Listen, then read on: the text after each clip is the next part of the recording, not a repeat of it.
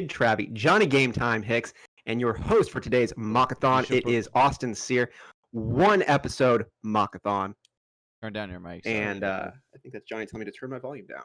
Yeah. Turn my volume down. Is that better? Yeah, like you were way in the sound check, you were way less loud than that, and then all of a sudden you just came out and was like, I don't know. Listen, dude, he's excited. He's playing it up. And we can't blame him.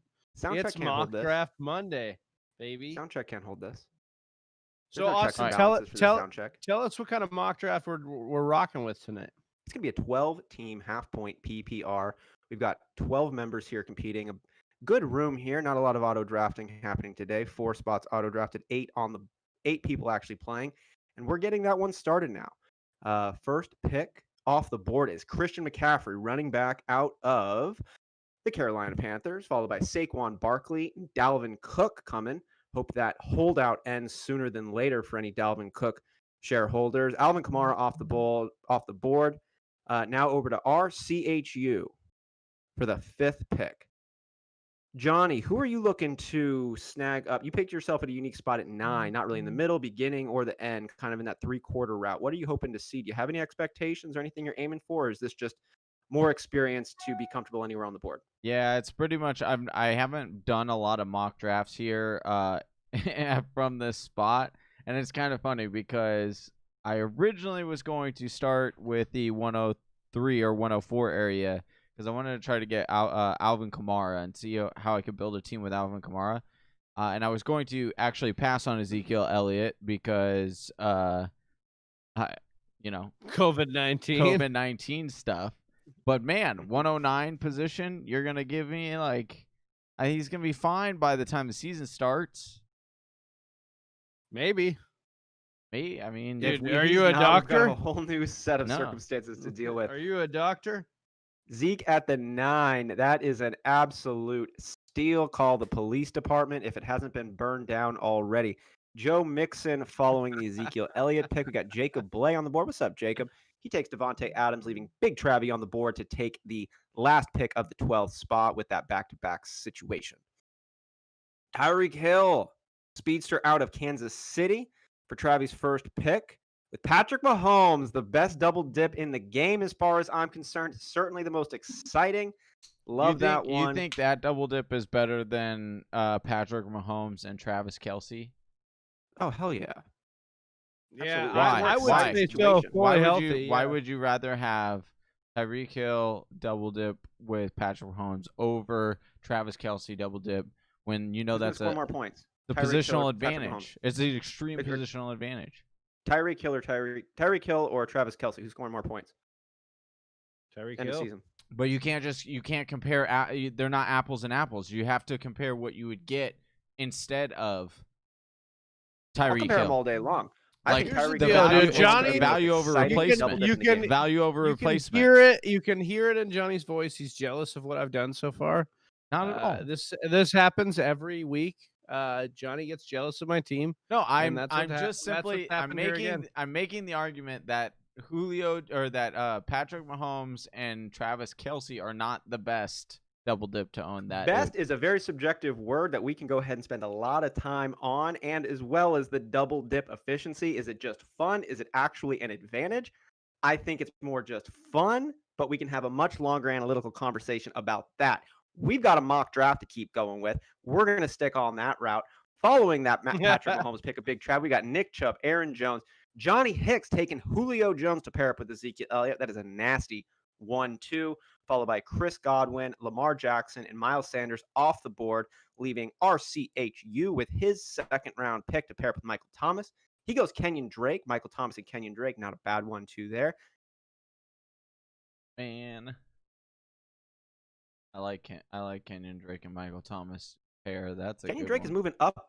His ADP is moving up. Yeah. No, and he's going to continue. Fair. He's going to get to the first round. Yeah, it's a fair climb in ADP because if you look at Kenyon Drake is the guy the organization believes in at this point. They watched David Johnson get traded.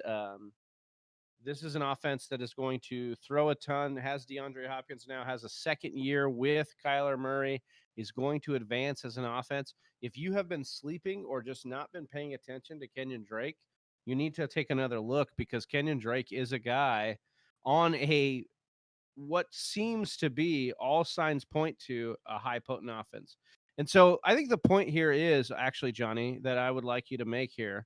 What makes the Cardinals different from the hype the Browns were getting last year?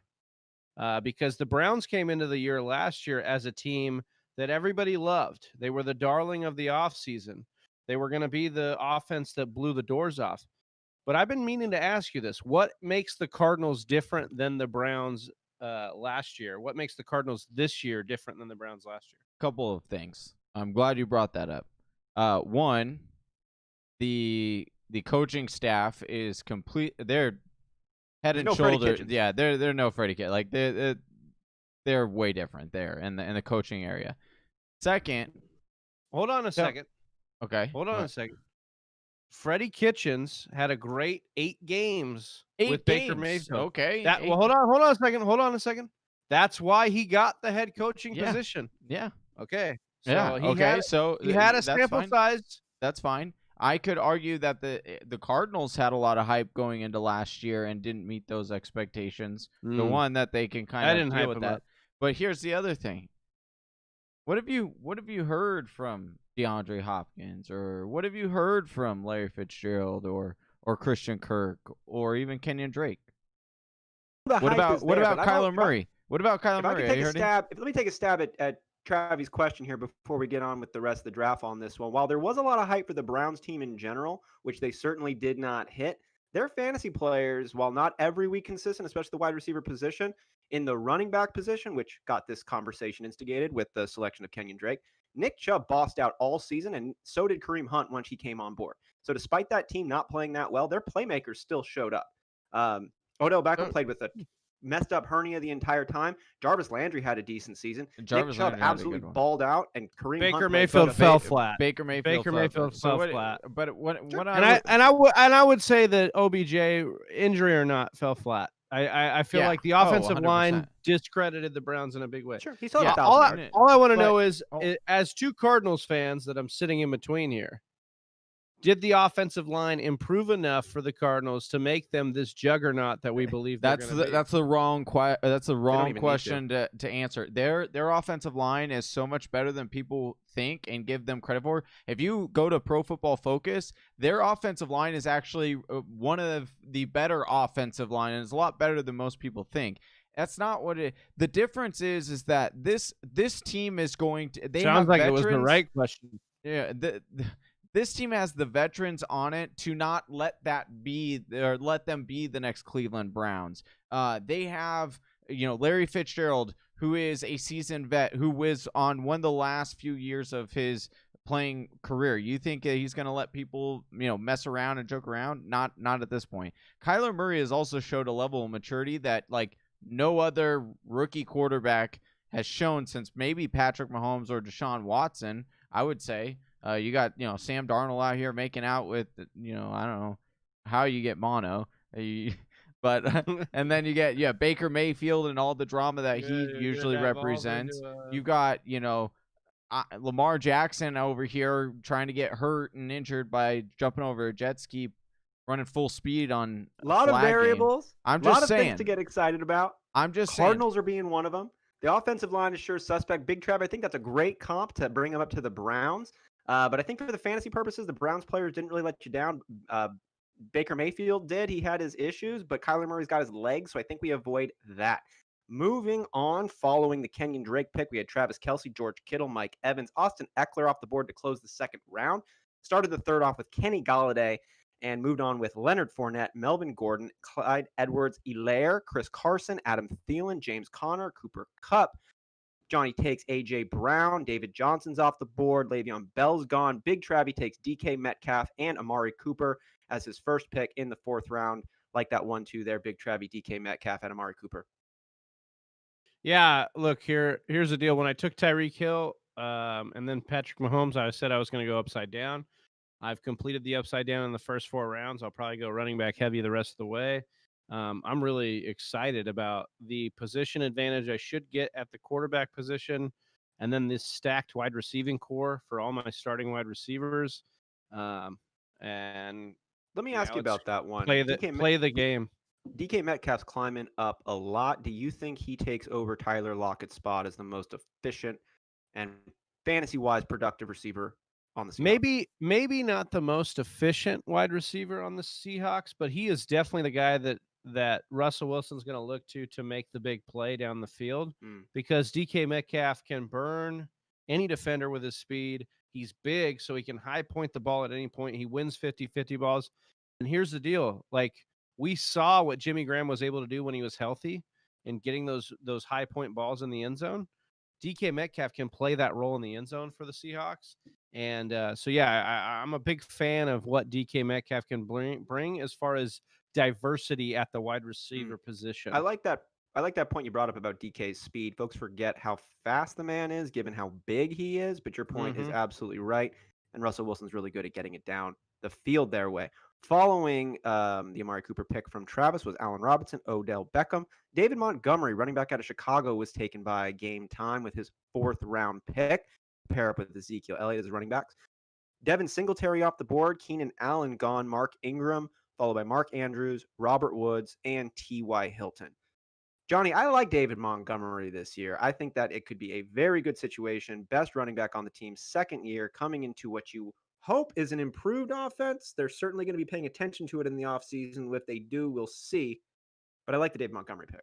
Yeah, I mean, I was bouncing between David Montgomery and Robert Woods. I did kind of think about going with like what I consider like running back anchor strategy. But with David Montgomery there in the 4th, I just couldn't pass up the value. I think the volume's going to be there. I think he's going to get over 250 carries. I don't think that his receiving ceiling is going to be unraveled this year, but I do think he'll get between 30 and 40 receptions, making his total touches around 300. So I do like having that balance. Now I don't have to necessarily worry about grabbing another running back, or when am I going to grab that. I'm a little bummed because there were 2 wide receivers. I do like a lot of the wide receivers in this area, so I will land a nice wide receiver if I so choose on this 5 pick. Either DJ Moore or Juju would have fallen to me, one of those 3 guys, but it's okay. I will roll with the punches. Both those guys, we're seeing a lot of these receivers climb. We saw Odell Beckham taken in the 4th. That's a new one now. He's going in like the 6th. Feels like a couple weeks ago. DJ Moore, Juju Smith-Schuster, those guys are going to keep climbing up. So if you're getting them in the 5th round of mock drafts right now, do not expect you're going to be seeing that come August. Well, I just look at like those ones in OBJ, like in the 4th round. Like in our show 2 weeks ago, we were talking about OBJ in the 7th round. So like we're already seeing these ADPs kind of adjust, like you were saying. They're going. I mean, for me, I think you're going to shake it out. You got Adam Thielen going in the 3rd round. That's where it is. But you're comparing Odell Beckham to Adam Thielen. You can compare a lot of those pieces on their white sheets right there, and Odell Beckham's going to be coming out ahead on a lot of those columns. So more people, as they think critically about this and they really consider what they're looking at, not just last year's statistics, ADP is going to continue to shift. 100%. Following the Todd Gurley closing out the 4th, we saw Juju Smith to lead the 5th round, followed by DJ Moore, Russell Wilson, DJ Shark, Tyler Lockett, there he is, Zach Ertz, Deebo Samuel, and Stephon Diggs. Back to Johnny now for his 5th round pick to pair somebody up with Ezekiel Elliott and David Montgomery at the running back position, and Julio Jones, A.J. Brown at his wide receivers. Terry McLaurin. It was really hard for me on that pick. I was deciding between Terry McLaurin and Jarvis Landry. The pick was hard, or you were really hard? Well, maybe both. But I mean, we're in a half-point PPR league, so Jarvis Landry, I do raise him up a little bit in my rankings. But as we have said, I am a huge Terry McLaurin fan. I've been actually trying to get Terry McLaurin from that guy on the screen right there for months now, multiple months. Yeah, I know, it sucks. And so, yeah. But I love Terry McLaurin. I think that this guy absolutely has top 10 wide receiver in his potential or in his outcomes for this season. But I also do like, Jarvis Landry, especially in a half-point PPR. But I kind of was swinging for the the fences on the Terry McLaurin, considering I have Julio and AJ. So that's kind of what. I love it. It is a swing for the fences pick. It could be. I mean, he's got the makings of really exceeding his perceived ADP right now. Very talented guy. Relationship with the quarterback already. Ron Rivera has been singing his praises from their early relationship. And we just saw Pro Football Focus release their top wide receiver rookies of the decade. And Terry McLaurin came in at the number 2 rookie wide receiver performance behind Odell Beckham Jr. And the rest of that list was pretty outstanding, including guys like Michael Thomas and Mike Evans. Just some beasts from all over the place. AJ Green was taken, followed by Will Fuller, and Big Travie closed it out with Raheem Mostert and Darius Geist to start the 6, getting a couple of running backs, as he suggested, to pair along with his upside-down strategy. The guys he went with was Darius Geist and Raheem Mostert. Want to tell us about that, Trav? Yeah, look, Mostert, I think, is one of the safer picks as far as, like, if you're looking at a backfield full of names. Mostert is a guy that the Niners rode down the stretch, who is a track star, who was very, very impressive in the playoffs and in the Super Bowl for the 49ers. And they watched Matt Breida, who was another guy that was impressive, go out of town, go to Miami.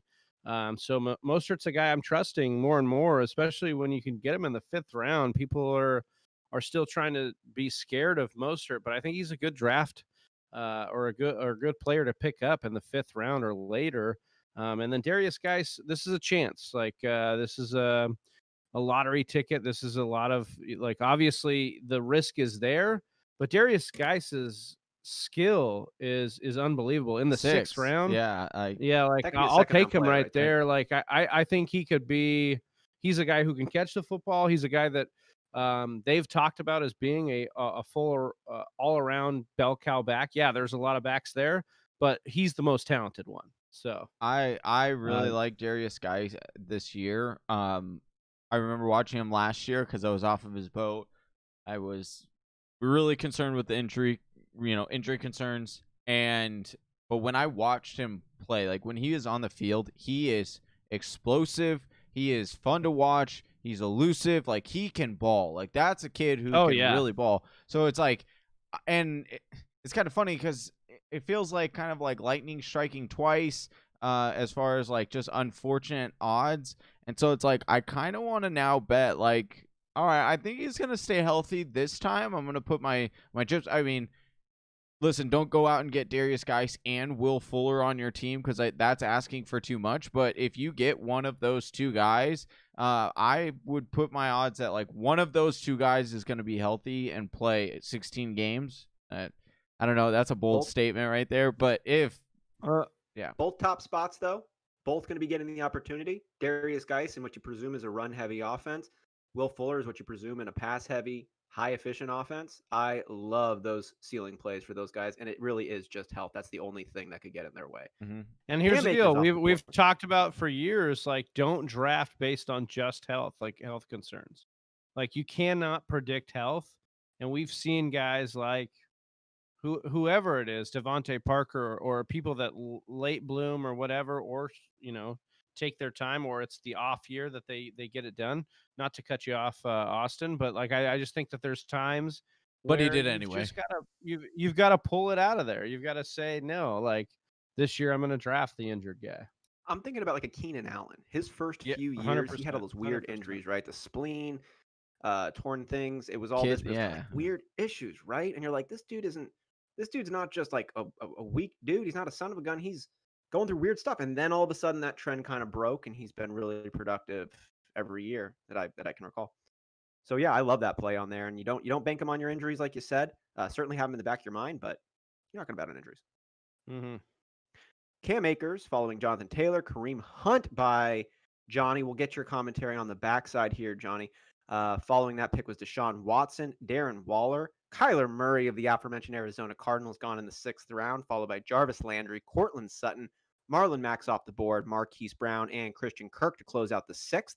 We started the 7th round with rookie running back J.K. Dobbins out of Baltimore, followed by rookie running back DeAndre Swift out of Detroit, and Michael Gallup setting up Sandman's 7th round pick.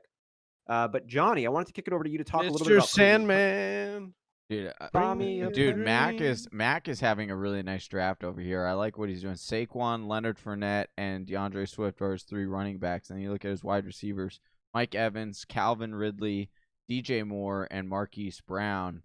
Good mix of solid production with high upside. I kind of like his second 2 receivers compared to the first ones. Like DJ Moore, Marquise Brown, those are 2 way high upside Yeah. receivers. Calvin Ridley is a technical number 2, and Mike Evans, Chris Godwin's going before him in drafts. I Right. still think Mike Evans should be going before, but that's me. But anyways, Marquise Brown, Yeah. DJ Moore, number 1s on good offenses, maybe. Yeah, I really like what he's doing. But back to your question about Kareem Hunt. So, really excited, coming around big time on Kareem Hunt. This is a guy who, once he came back from suspension, literally was the reason why Nick Chubb was no longer like a beast RB1 every single week, and it was because Kareem Hunt was Less of a beast, high RB2.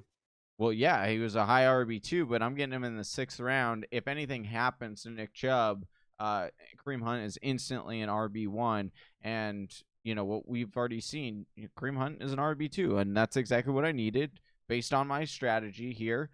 So I'm not, I'm not trying to go and a kind of standalone crazy. flex. Yeah, right. He's a standalone flex right now. We saw him come in at the end of last year for the Browns, caught a lot of 3rd downs, spelled Nick Chubb. Didn't really matter for his fantasy production. Dude was getting double-digit fantasy points on the regular.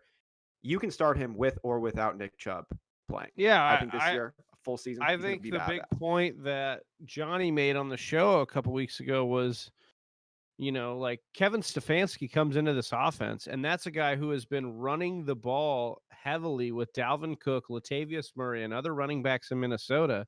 And so the bottom line here is they watched a whole year of Baker struggling with a weak offensive line and not a strong enough run game to carry the team. They're going to pour into that run game. And when you have 2 Pro Bowl running backs in Nick Chubb and Kareem Hunt, of course you're going to do that. So during Kansas City's days, when Kareem Hunt was doing his thing, he was leading the league in broken tackles. And you look over his stats last couple of years, it's like just Derrick Henry's the only guy who's been ahead of him in broken tackles. Like Kareem Hunt is a real talent on the field, and he had the 10 games off, so we forget about it. But I think you're seeing what could be like a Latavius Murray, Alvin Kamara, or a Devontae Freeman, Tevin Coleman situation from years past. Right. I think Kareem Hunt even in the 6th. 100%. Yeah, I agree. Yeah, I think people are sleeping on a guy that is a flex with RB1 upside. He is a definite flex right now, just based on the production he got last year and what they'll use him in the offense like, and then he's got RB1 upside. He's got elite RB1 upside with a Nick Chubb injury, but even if Nick Chubb stays healthy all 17 games, I think Kareem Hunt's got solid running back 2 potential right there. Yes. Right there. Yep. Moving on from the DeAndre Swift pick was Michael Gallup, Devontae Parker, Brandon Cooks, Julian Edelman, Tyler Boyd, Evan Ingram. Johnny took James White, running back out of New England, following by Jerry Jeudy, Deontay Johnson, and Big Travie with the back-to-back Sony Michel and Alexander Madison pick. I'm going to get caught up here before we jump back to him for some commentary. Hunter Henry, followed by Dak Prescott, Mecole Hardman, Kerryon Johnson, Damian Williams, Marvin Jones. So we saw Johnny take Mecole Hardman. Travie, though, over to you. Sony Michel and Alexander Madison, 2 running backs to close out the 7th round, start of the 8th. Yeah, listen, when you go upside down, you're going to have to take a lot of risks. You're going to have to take a lot of lottery picks or shots at running back. And so what I've done here is do that, like especially Darius Geis, Sony Michel, Alexander Madison. So Darius Geis, obviously we talked about the injury. Sony Michel is another injury bug guy, but like let's talk about the fact that New England is definitely going to run the football. Like they're going to play defense, they're going to run the football. Because they probably shouldn't throw a lot, right? Yeah, I mean, you just don't have a guy that is proven. If Jarrett Stidham is the man, cool, he's the man, but he's not going to be the man this year in a lot of ways that Brady has been the man in years past. He's not pushing for 5,000 passing yards. Sony Michel, to me, is a good investment in the 7th round. You put your chip on that guy as the guy they drafted with high capital to be the guy. Yes, he's got injury history. I get it, but I'm taking him in the 7th round. Like I said, he is not my main running back that I need to rely on, but the upside for Sony Michel is through the roof. We've seen it before. When he is on, he can be a top 10 running back in fantasy football. The other, Let me ask you this. Yep. I say, why did you take that? I love the Sony Michel commentary. I think that's a clear choice. This could be an absolute beast.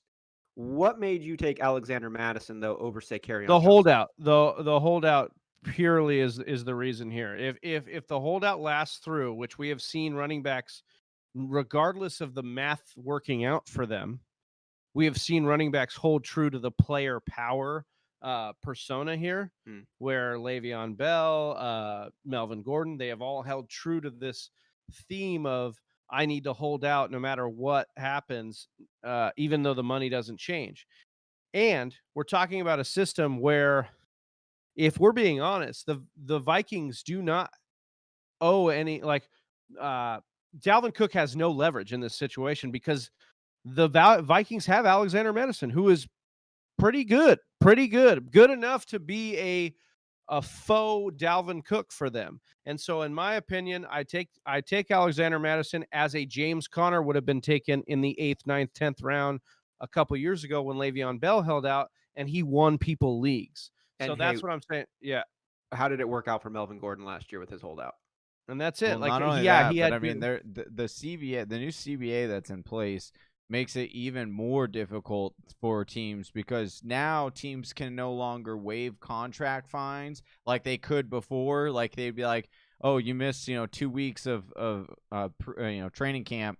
Normally it equates to whatever X amount of money," and they would just waive it and be like, "Okay, well, kick it under the rug." They can no longer do that. So it really considering the fact he's not making a lot of money, like those fines will stack up quickly, and it kind of makes it and forces your hand. I understand Dalvin Cook wants to get paid, but Travis made a good point. Like, play 16 games, bro. Like, you're a good running back, but And I gotta say this one on it before we move on with it. More we're talking about it, I really like this Alexander Madison pick as we look at historic examples similar to this one, and I think the Melvin Gordon comp is the best one you can because, yeah, sure, really good running back Melvin Gordon when he was healthy and when he was playing.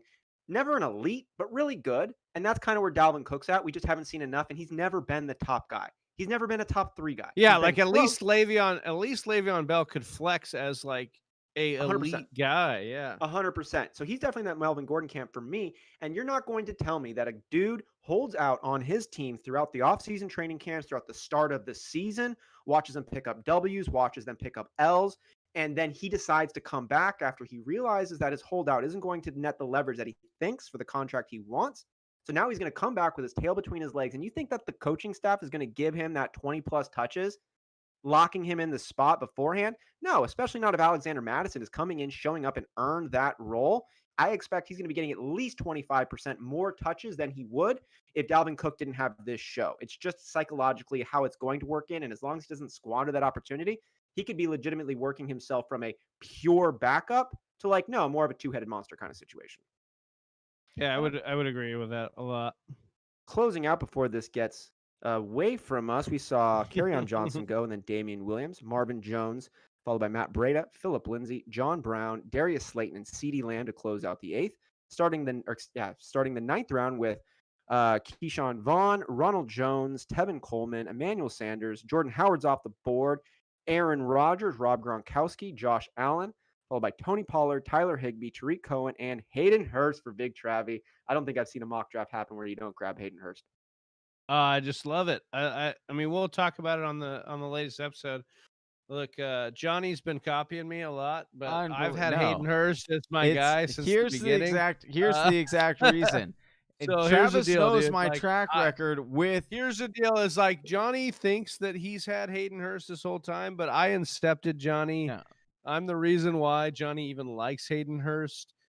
He didn't even know Hayden Hurst's name. He was calling him Hank or Hannah. What? Yeah, he's calling him Hayden Worst. Yeah, and he's Hayden Best, and everybody knows it. But yeah, we'd say it every week. Hayden Hurst got traded to Atlanta. Atlanta got rid of fucking Austin Hooper. Hayden Hurst is primed for a tight end 6 spot, just like Austin Hooper was. Hayden Hurst did great things in Baltimore and is primed for a bunch of targets in Atlanta. It's a no-brainer for me, especially this late in drafts. I took Zack Moss as my other pick here in the 10th. That one is based on Why are Frank we just gonna Gore. gloss over it? The reason that Travis is all about Hayden Hurst is all because he's seen my track record with tight ends. He's seen how good I am with calling them out over the last 40 years, and now he's just jumping on it. 40 Now, years? no, 4. I said 4 years, Oh. and now you're Oh, just man. jumping on it. Now you're just jumping on 40. it, and this is absolutely ridiculous. But that's okay. That's okay. Go ahead and take Hayden Hurst with every single mock draft. That's fine, because your boy's got some extra tight end picks, that I have up my sleeve. So it's okay. Take Hayden Hurst in the 9th, which is overpaying his value. Let's just say that. That's He's not like, overpaying. yeah, it is. Come It's overpaying. No, When it's you're not. saying that it is. Tight end 6. He's got tight end 5. He's got top 5 tight end upside. He's definitely a top 10, and I took him in the 10th. That's not over or in He's the definitely 9th. a top You took 10. him in Was the Austin Hooper a 9th. top 10 every year? Was Austin Hooper a top 10 every year he played? All years with No, he Atlanta? was not. He was No, not. but the tight end for Atlanta has been consistently a top. Yeah, Tony 10. Gonzalez was Go awesome. back to yeah. Tony Gonzalez was exactly. awesome. We're not gonna Yeah, not gonna let's start go. talking about Tony Gonzalez, No, the greatest come tight on, end of let's all go. time. I'm No. going to talk No. about what's more important here, Matt Ryan or Tony Gonzalez? Matt Ryan is more important here. Matt Ryan. Sure, but all I'm saying is that the consistency, tight getting- end position with the Atlanta Falcons is not a guarantee to produce. No, I think but that it- Austin Hooper is a more talented tight end than Hayden Hurst. It's is, the and 9th Austin round. Hooper It's didn't- basically the 10th round, guys. Hey, according to Matt Ryan, You guys are trying to You guys are trying to crucify me like I took him a couple rounds early. I took him as you ADP. did. You took him. No, you I literally- didn't. I was getting Hayden Hurst in the 14th round just 2 weeks ago, and then all of a sudden, ever since then, Big Travy's been like Hayden taking him to- Hurst's current ADP is in the 7th round. His current ADP is in the 7th round. Look 'cause it up. 'cause- Everybody, go home. Look it up. It's in the 7th round. I took him in the 9th. So both of you, here's that for you. Yeah. Because I just took him 2 rounds later. Wow, I got You're so value. smart, Tra- this is- Thank you. You're welcome, Thank man. you. Hey, You're so tune in welcome. next week when Big You Travy guys takes are Hayden Hurst in the unreal 3rd. right now. Tune Roast in. trying to roast me for a guy I got an extreme value on, who is a guy that just dude, come on. You want to see extreme Especially value? Austin, who rode Austin Hooper in our dynasty league. What is going on? Let me tell you why. Before we move on from this point, let me tell you why I did come in this one with a little poignancy, is because I have crossed my fingers and prayed to Jesus that Austin Hooper was going to produce at the levels we expected Austin Hooper to produce before last year, pretty much every time he was ever suiting up. And he was always like, it's going to be Austin Hooper's year. It's going to be Austin Hooper's year. And it was not Austin's Hooper year. Yeah. And it wasn't it Yeah. again. And it wasn't it again. And then finally, fourth or fifth year, finally he broke out before he got hurt. But we watched all that time happen where he was the unquestioned number 1 tight end, and he was on waiver wires every single week. Yeah. You pick him up, you'd stream him. He didn't do anything. You put him back. I will Just like say a normal this. tight end. I